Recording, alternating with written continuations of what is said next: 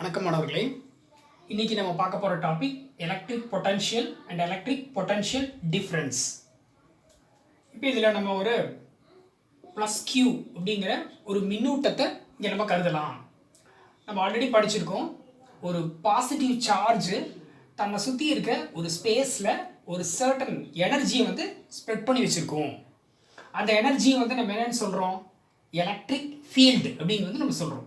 அப்போ இந்த electric field எப்படி இருக்கும் அப்படின்னா, எலக்ட்ரிக் லைன்ஸ் ஆஃப் ஃபோர்ஸஸ் அல்லது எலக்ட்ரிக் ஃபீல்டு லைன்ஸ் அப்படின்னு இமேஜினரியாக அதை சுற்றி நம்ம ட்ரா பண்ணி அதோட எனர்ஜி எப்படி ஸ்ப்ரெட் ஆகிருக்கு அப்படிங்கிறத இந்த இடத்துல வந்து நம்ம ஞாபகம் வச்சுக்கலாம். அப்போ இந்த எலக்ட்ரிக் ஃபீல்டு அப்படிங்கிறது ஒரு குறிப்பிட்ட டிஸ்டன்ஸ் வரைக்கும் ஸ்ப்ரெட் ஆகிருக்கும்.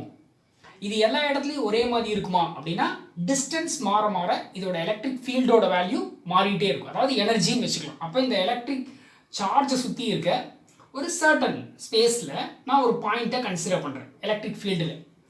இந்த பாயிண்ட்டை ஏ அப்படின்னு எடுத்துக்கலாம், இந்த பாயிண்ட்டை பி அப்படின்னு எடுத்துக்குவோம். இப்போ ஏங்கிற பாயிண்டில் இதோட எனர்ஜி, இனிமேல் நம்ம அந்த வார்த்தையை வந்து பொட்டன்ஷியல் அப்படின்னு நம்ம சொல்கிறோம். ஸோ அப்போ இந்த இடத்துல அதோட பொட்டன்ஷியல் வந்து ஏ, இதோட வேல்யூ வந்து மேபி V1 அப்படின்னு வச்சுக்கோங்க. இந்த இடத்துல இருக்க பொட்டன்ஷியல் V2. இது ரெண்டும் ஒரே மாதிரியாக இருக்குமான்னு பார்த்தா கண்டிப்பாக இருக்காது. நீங்கள் சார்ஜிலேருந்து தூரம் போக போக இதோட எனர்ஜி வேல்யூ கம்மியாகும். அப்போ கண்டிப்பாக இங்கே பொட்டன்ஷியல் அதிகமாக இருக்கும், இங்கே பொட்டன்ஷியல் கம்மியாக இருக்கும். அப்போது ஒவ்வொரு இடத்துலையும் வெவ்வேறு பொட்டன்ஷியல்ஸ் இந்த இடத்துல இருக்குது. இப்போ ஃபார் எக்ஸாம்பிள் இதையே நம்ம எப்படி வரையலாம்? இப்போ ஓங்கிற ஒரு ஆரிஜின் பாயிண்ட், அங்கே ப்ளஸ் கியூ அப்படின்னு ஒரு சார்ஜை நம்ம கன்சிடர் பண்ணுறோம்.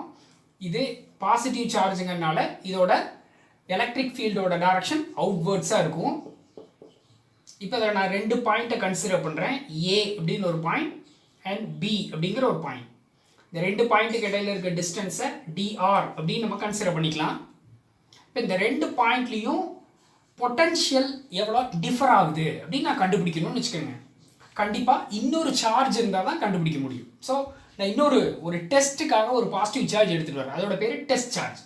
இப்போ இங்கே ஒரு பாசிட்டிவ் டெஸ்ட் சார்ஜை நான் இங்கே வைக்கிறேன். இப்போ இந்த இடத்துல it will experience some force. இப்போ இந்த ஏங்கிற பாயிண்டில் இருக்க சார்ஜை பிங்கிற பாயிண்ட்டுக்கு நீங்கள் மூவ் பண்ணணும்னா you have to do some work இல்லையா? நம்ம ஒரு வேலை செய்யாமல் தானாகவே ஏங்கிற பாயிண்ட்லேருந்து பிங்கிற பாயிண்ட்டுக்கு இந்த பாசிட்டிவ் சார்ஜை நம்ம நகர்த்த முடியாது. அப்போ நம்ம எவ்வளோ ஒர்க்கை இங்கேருந்து இங்கே கொண்டு வர்றதுக்கு ஸ்பெண்ட் பண்ணுறோமோ அதுதான் இந்த ரெண்டு பாயிண்ட்டுக்கு இடையில இருக்க difference. That is nothing but potential difference இல்லையா? அப்போ பொட்டன்ஷியல் டிஃப்ரென்ஸ் அப்படிங்கிறது amount of work done in moving this unique positive charge from one point to another point. And அந்த நம்ம மூவ் பண்ணும்போது இந்த பாசிட்டிவ் சார்ஜ் இந்த பாசிட்டிவ் சார்ஜை ரிப்பல் பண்ணும். அப்போ இந்த ரிப்பல்சிவ் ஃபோர்ஸை டாமினேட் பண்ணி தான் நீங்கள் மூவ் பண்ண வேண்டியது இருக்கும். So your work done will be converted into potential difference between the 2 points. The potential difference between 2 points can be found out by moving the unique positive charge from one point to another point. அப்படின்னு நம்ம ஞாபகம் வச்சுக்கலாம். இதைத்தான் என்னன்னு சொல்கிறோம்? Delta V, potential difference. இப்போ potential டிஃப்ரென்ஸை எப்படி எழுதலாம்? டெல்டா வி ஈக்குவல் டு, இப்போ இங்கேருந்து இங்கே மூவ் பண்ணுறீங்க எதில்? ஃபீல்டில். அண்டு ஒரு ரிப்பல்சிவ் ஃபோர்ஸ் டாமினேட் பண்ணி மூவ் பண்ணுறீங்க. ஏன்னா இந்த பாசிட்டிவ் சார்ஜ் இந்த பாசிட்டிவ் சார்ஜ் ரிப்பல் பண்ணுது, ஆனால் நீங்கள் டுவோர்ட்ஸ் பாசிட்டிவ் சார்ஜ் மூவ் பண்ணுறீங்க இல்லையா? சரி, அப்போது மைனஸ் பிகாஸ் ரிப்பல்சிவ் ஃபோர்ஸ்ன்னு காமிக்கிறதுக்காக இ வெக்டார் எவ்வளோ டிஸ்டன்ஸ் மூவ் பண்ணுறீங்க, ஏலேருந்து பி இடையில இருக்க டிஸ்டன்ஸ் நம்ம என்னென்னு எடுத்துக்கிறோம்? டிஆர் வெக்டர் அப்படின்னு நம்ம எடுத்துருக்கோம். இப்போ எக்ஸாக்டாக உங்களுக்கு அந்த ஏங்கிற பாயிண்ட்லேருந்து பிங்கிற பாயிண்ட்டுக்கு மூவ் பண்ணும்போது எவ்வளோ பொட்டன்ஷியல் டிஃப்ரென்ஸ் அப்படின்னு தெரியணும்னா சும்மா ரேண்டமாக எடுத்துருக்கோம் இல்லையா? இப்போ எக்ஸாக்டாக தெரிஞ்சதுன்னா we can take integral. So starting point எங்கே இருக்கீங்க? ஏ. அண்ட் எந்த பாயிண்ட்டுக்கு வர போகிறீங்க? பி. ஸோ இப்போ ஆல்ரெடி நமக்கு என்னன்னு தெரியும்? E vector dot dr vector. So இந்த ஈக்குவேஷனை யூஸ் பண்ணி நீங்கள் potential difference between any 2 points can be find out இல்லையா? ஸோ அப்போ பொட்டன்ஷியல் டிஃப்ரென்ஸ் கண்டுபிடிக்கிறதுக்கான equation delta V equal to integral of lower limit starting point, upper limit நீங்கள் எந்த destination reach பண்ண போகிறீங்களோ அந்த point B minus E vector dot dr vector அப்படின்னு வந்து இங்கே நம்ம கன்சிடர் பண்ணுறோம் பொட்டன்ஷியல் டிஃப்ரென்ஸ் கண்டுபிடிக்கிறது. சப்போஸ் எனக்கு வந்து ஏதாவது ஒரு பாயிண்ட் மட்டும் இந்த பாயிண்ட்ல என்ன பொட்டன்ஷியல் இருக்குன்னு மட்டும் எனக்கு தெரிஞ்சா போதும், இல்லை பிங்கிற இந்த பாயிண்ட்ல பொட்டன்ஷியல் என்னங்கிறது மட்டும் எனக்கு தெரிஞ்சா போதும், டிஃப்ரென்ஸ் வேண்டாம் அப்படின்னா அதை எப்படி கண்டுபிடிக்கிறது? இப்போ நீங்கள் அதே போல் ஒரு பாசிட்டிவ் சார்ஜை நீங்கள் கன்சிடர் பண்ணிக்கணும். இந்த டெஸ்ட் சார்ஜ், இந்த யூனிட் டெஸ்ட் சார்ஜை கன்சிடர் பண்ணிட்டு இன்ஃபைனைட் டிஸ்டன்ஸ்ல இருந்து நீங்கள் எந்த பாயிண்ட்ல எலக்ட்ரிக் பொட்டன்ஷியல் கண்டுபிடிக்கணுமோ, டிஃப்ரென்ஸ் இல்லை பொட்டன்ஷியல் கண்டுபிடிக்கணுமோ அந்த பாயிண்ட்டுக்கு மூவ் பண்ணுறதுக்கு நீங்கள் ஒரு ஒர்க் பண்ணணும் இல்லையா? தானாகவே இந்த சார்ஜ் அங்கே வர முடியாது. ஸோ நீங்கள் எவ்வளோ ஒர்க் பண்ணுறீங்களோ அதுதான் பொட்டன்ஷியல் அட் எ பாயிண்ட். இப்போ amount of work done in moving unit positive charge from infinity to that point இல்லையா is defined as electric potential at a point. இப்போ இங்கே நம்ம கண்டுபிடிச்சது என்ன அப்படின்னா potential difference. So electric potential நீங்கள் கண்டுபிடிக்கணும் அப்படின்னா இல்லையா வி உங்களுக்கு எந்த பாயிண்ட்ல பிங்கிற பாயிண்ட்ல வச்சுக்கலாம். அப்போ V P equal to integral of எங்கேருந்து ஸ்டார்ட் பண்ணுறீங்க சார்ஜை இன்ஃபைனைட் டிஸ்டன்ஸ்ல இருந்து எந்த பாயிண்ட்டுக்கு வரீங்க பி அப்படிங்கிற பாயிண்ட்டுக்கு வரீங்க. ஸோ அந்த ஒர்க் தான் பொட்டன்ஷியல் அட் எ பாயிண்ட். அப்போ பொட்டன்ஷியல் டிஃபரன்ஸ்க்கு என்ன டெஃபினிஷன் சொல்றீங்க? Amount of work done in moving unit positive charge from one point to another point. Potential difference இல்லையா? ஏலேருந்து பிக்கு வரக்கு நீங்கள் பண்ணுற ஒர்க்கு தான் potential difference.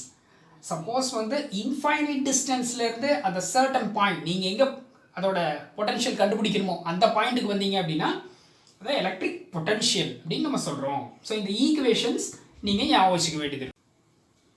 Okay, electric potential due to a point charge நம்ம கண்டுபிடிக்கணும். இப்போ ப்ளஸ் கியூ அப்படிங்கிற ஒரு சார்ஜ் ஓங்கிற ஒரு ஆரிஜின் பாயிண்ட்ல இருக்கிறத நம்ம கன்சிடர் பண்ணலாம். இந்த பாசிட்டிவ் சார்ஜ் வந்து எலக்ட்ரிக் ஃபீல்டை அவுட்வேர்ட்ஸாக கொடுக்கும் இல்லையா? இப்போ எலக்ட்ரிக் ஃபீல்டோட டைரக்ஷன் அவுட்வேர்ட்ஸ். இப்போ இந்த பாசிட்டிவ் சார்ஜில் இருந்து ஆர்ங்கிற டிஸ்டன்ஸில் we consider a point P. இந்த பாயிண்ட்ல தான் எலக்ட்ரிக் பொட்டன்ஷியலோட வேல்யூவை நம்ம கண்டுபிடிக்கணும். நம்ம already electric potential at a point கண்டுபிடிக்கிறதுக்கு ஒரு டெஃபினிஷன் சொன்னோம். என்னது? ஒரு இன்ஃபைனைட் டிஸ்டன்ஸ்ல இருந்து ஒரு டெஸ்ட் சார்ஜ், இந்த டெஸ்ட் சார்ஜ் எப்படி இருக்கும்? யூனிட் பாசிட்டிவ் சார்ஜாக இருக்கும். இந்த டெஸ்ட் சார்ஜை இன்ஃபைனைட் டிஸ்டன்ஸ்ல இருந்து அந்த பாயிண்ட்டுக்கு கொண்டு வரதுக்கு நீங்கள் எவ்வளோ ஒர்க் பண்ணுறீங்களோ அதுதான் potential at a point. The amount of work done in moving unit positive charge from infinity to that point against electric field. Already வந்துட்டு இருக்கு எலக்ட்ரிக் ஃபீல்டு இந்த டைரக்ஷனில், நீங்கள் ஆப்போசிட்டாக வரீங்க. ஸோ நீங்கள் செய்கிற ஒர்க்கை எலக்ட்ரிக் பொட்டன்ஷியல்ங்கலாம். இதுக்கு நம்ம ஆல்ரெடி ஒரு ஈக்குவேஷன் பார்த்தோம். என்ன? V equal to integral of நீங்கள் இங்கேருந்து ஸ்டார்ட் பண்ணுறாங்க இன்ஃபைனைட் எந்த டிஸ்டன்ஸில் இருக்க பாயிண்ட்டுக்கு வர போகிறீங்க ஆரிஜினில் இருந்து ஆறுங்கிற டிஸ்டன்ஸில். So R. ஸோ ஆல்ரெடி நம்ம என்ன சொன்னோம்? Minus E vector dot dr vector அப்படின்னு நம்ம எடுத்துக்கலாம். இதில் இ வெக்டர்ங்கிறது electric field at a point. Electric field at a point. இப்போ electric field due to point charge already நம்ம என்ன டெரைவ் பண்ணியிருக்கோம் ஒரு ஈக்குவேஷன். அது E vector equal to 1/4 epsilon naught into Q by R squared into R cap அப்படின்னு நம்ம எழுதுவோம். இப்போ இந்த ஈக்குவேஷனை இதில் சப்ஸ்டியூஷன் பண்ணிக்கோங்க. இப்போ என்னென்னு கிடைக்கும் உங்களுக்கு? V equal to integral of infinity to r minus of e vector க்கு பதிலா 1/4 epsilon naught into q by r square into r cap into dr vector அப்படின்னு எடுத்துக்கலாம். இப்போ இதில் that is equal to minus q by 4 epsilon naught constant வெளியே எடுத்துருங்க. minus q by 4 epsilon naught into integral of infinity to r. remaining characters என்னென்ன இருக்கும்? 1/r square r cap and dr vector நம்மகிட்ட இருக்கும். இதில் dr vector அப்படிங்கிறத நார்மலாக ஒரு வெக்டர் அப்படிங்கிறத வந்து நம்ம எப்படி எழுதுவோம்? வெக்டருக்கு என்னென்ன ப்ராப்பர்ட்டிஸ் இருக்கும்? மேக்னிடியூடும் டைரக்ஷன் இருக்கும்.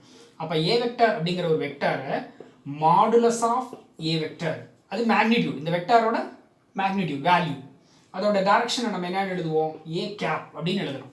மேக்னிடியூட் டைரக்ஷன் இது ரெண்டும் சேர்ந்தது தான் ஒரு vector.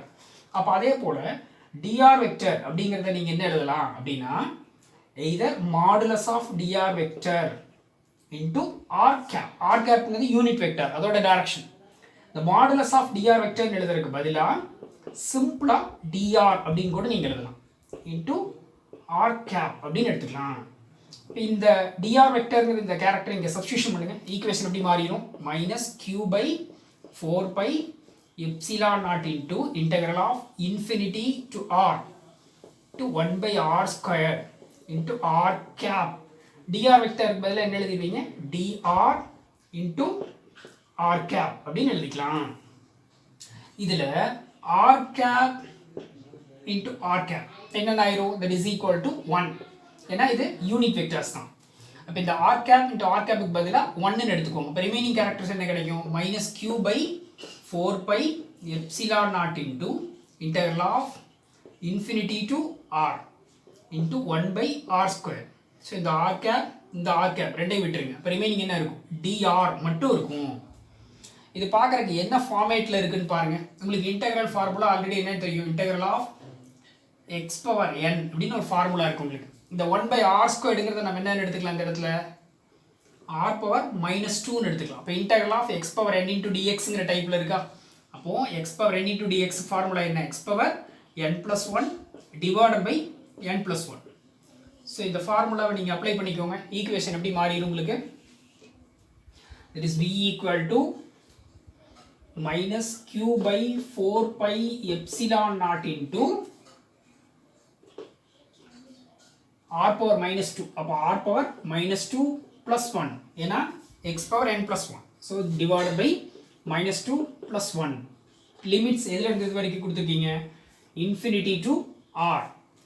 That is equal to minus q by 4 pi epsilon naught into r power minus 2 plus 1 minus 1. Divided by minus 2 plus 1 minus 1. Infinity to r. That is equal to minus q by 4 pi epsilon naught into இந்த மைனஸை முன்னாடி கொண்டு வந்துங்க. மைனஸாக minus plus ஆயிடும் இல்லையா?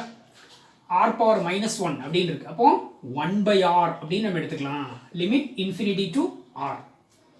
That is equal to Q by 4 by epsilon naught into. இப்போ limits உள்ளே கொண்டு வாங்க. ஆரில் ஆரே சப்ஸ்டியூஷன் பண்ணுங்க. அப்போ என்ன ஆயிரும்? 1 பை ஆர் அதே தான் கிடைக்கும்.